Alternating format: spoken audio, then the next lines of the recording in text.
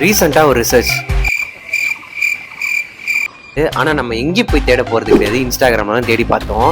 தேடி பார்த்ததுல என்ன நான் சிறுசுலேருந்து பெருசுங்க வரைக்கும் எல்லாருமே பிஸ்னஸ் பண்ணுறாங்க அப்படின்றது தெரிஞ்சுது.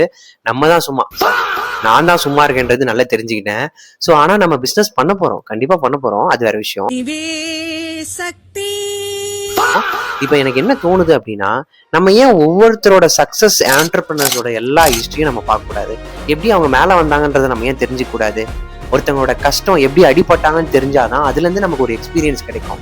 வெறும் அவங்களோட சக்ஸஸ் ஸ்டோரிஸ் மட்டும் பார்த்தா நமக்கு கான்ஃபிடன்ஸ் மட்டும் தான் கிடைக்கும். ஸோ நம்ம என்ன பண்ண போகிறோம் அப்படின்னா, நாளையிலேருந்து ஒவ்வொரு ஆண்டர்பிரினர்ஸோட எப்படி அவங்க கஷ்டப்பட்டாங்க, என்ன ஸ்ட்ரகிள் பண்ணாங்க, ஒரு பிஸ்னஸ்க்கு என்னென்ன தேவை அப்படின்றத நம்ம பார்க்க போகிறோம். இன்னொரு விஷயம் என்னன்னா, மார்க்கெட்டில் வாங்குறவங்களை விட விற்கிறவங்க தான் அதிகமாக இருக்காங்க. ஸோ காம்படிஷன் அதிகம். எந்த பிஸ்னஸ் பண்ணுறதா இருந்தாலும் யோசிச்சு பண்ணுறது தான் நமக்கு நல்லது.